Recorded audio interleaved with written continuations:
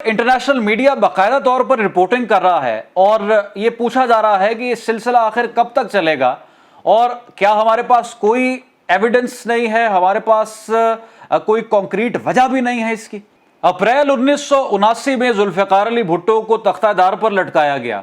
और कई दिहाइयों बाद आज सुप्रीम कोर्ट में उसकी गूंज सुनाई देती है। हमें रेफरेंस नजर आता है कि वो बड़ी ज्यादती हुई जुल्फ़िकार अली भुट्टो के साथ, लेकिन आज इमरान खान के साथ क्या हो रहा है हम इस पर बात नहीं करते और हमारे पास आज उठाए जाने वाले सवालों का जवाब नहीं है, लेकिन हम माजी से जो गलतियां हुई उन पर रेफरेंस भी बना रहे हैं, उन पर अपनी आला अदालतों में बात भी कर रहे हैं। लेकिन ये तस्वीरें चीख चीख कर पूछ रही हैं कि आपने इमरान खान के साथ क्या करना है और आप इमरान खान के साथ क्या करना चाहते हैं। और कोई मुकदमा तो हो, कोई केस तो हो, इद्दत में निकाह केस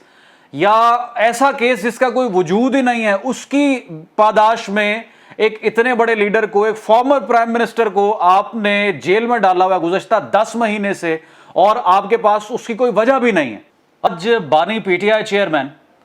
अस्सलाम वालेकुम, आप देख रहे हैं कैपिटल डिजिटल और मैं हूं रुखशान मीर। हुकूमत की जानिब से आज इमरान खान की जेल तस्वीर मंजर-ए-आम पर लाई गई हैं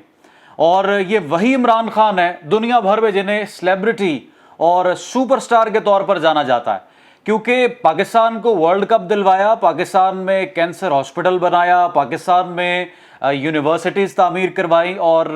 पाकिस्तान में एक माने जाने फिलॉन्थ्रोपिस्ट के तौर पर जाने जाते हैं। प्राइम मिनिस्टर बनने से पहले पाकिस्तान के प्राइम मिनिस्टर तो बने इमरान खान, लेकिन उसके अलावा भी उनके क्रेडिट पर बहुत से ऐसे काम हैं जिनकी वजह से दुनिया भर में उनको माना और जाना जाता है। अब ये जो तस्वीर मंजर-ए-आम पर आई हैं बानी पीटीआई इमरान खान की, इस तस्वीर में देखा जा सकता है कि एक सिंगल बेड है या एक पलंग के ऊपर मैट्रेस पड़ा है।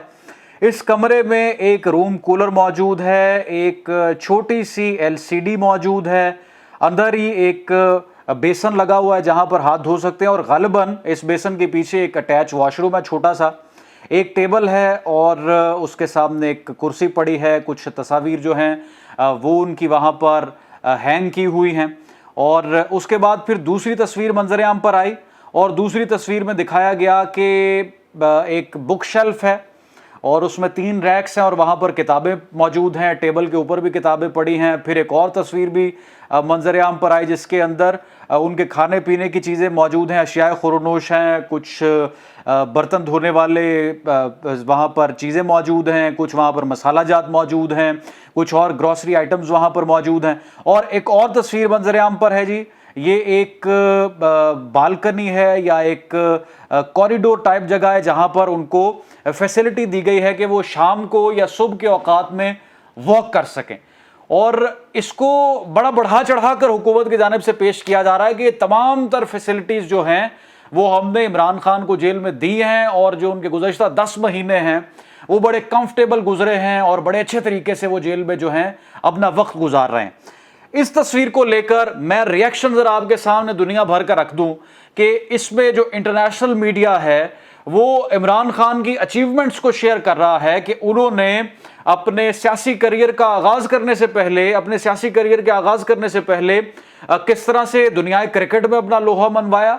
उसके बाद किस तरह से फिलॉन्थ्रोपी के कामों को वो निकल गए, किस तरह से उन्होंने कैंसर हॉस्पिटल तामीर किया, यूनिवर्सिटीज़ यहाँ पर बनाई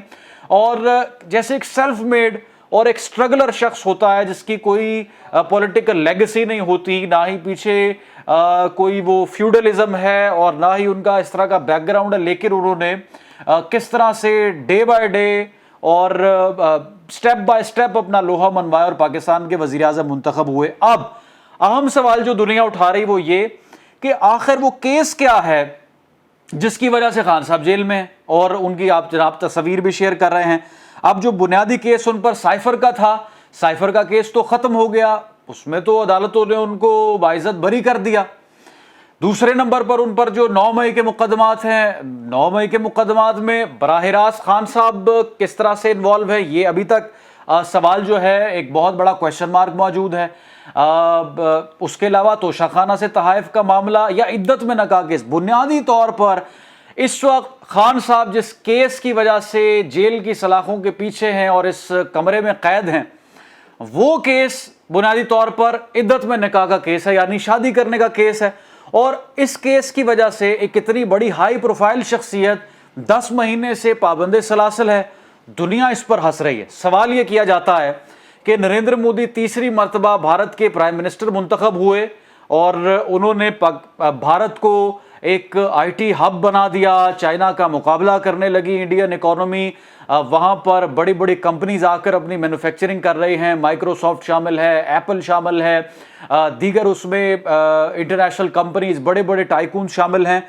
تو جناب بنیادی وجہ یہ ہے کہ انڈیا میں پولیٹیکل سٹیبلٹی ہے، اور انڈیا میں اپنا ٹینیور کوئی بھی منتخب وزیر اعظم پورا کرتا ہے، اور یہ بات صرف عمران خان پر اپلیکیبل نہیں ہوتی بلکہ یہی بات نواز شریف پر بھی اپلیکیبل ہوتی ہے، پیپلز پارٹی پر بھی اپلیکیبل ہوتی ہے، تمام سیاسی جماعتوں پر اپلیکیبل ہوتی ہے کہ جب آپ چلنے نہیں دیتے ایک منتخب نظام کو، ایک جمہوری نظام کو، جب چل ہی نہیں سکتا تو پھر ترقی اس ملک میں کیسے ہو سکتی ہے؟ اور یہی وجہ ہے کہ انڈیا آج پاکستان سے میلوں آگے جا چکا ہے۔ آج کئی دہائیوں بعد ذوالفقار علی بھٹو کی پھانسی پر ہمیں ریفرنسز دیکھنے کو ملتے ہیں، اور عدالتوں کی طرف سے یہ بات سامنے آتی ہے، ریفرنس سامنے آتا ہے کہ ذوالفقار علی بھٹو کی پھانسی سراسر زیادتی تھی، لیکن ہم نے اپنی ماضی کی غلطیوں سے سبق نہیں سیکھا،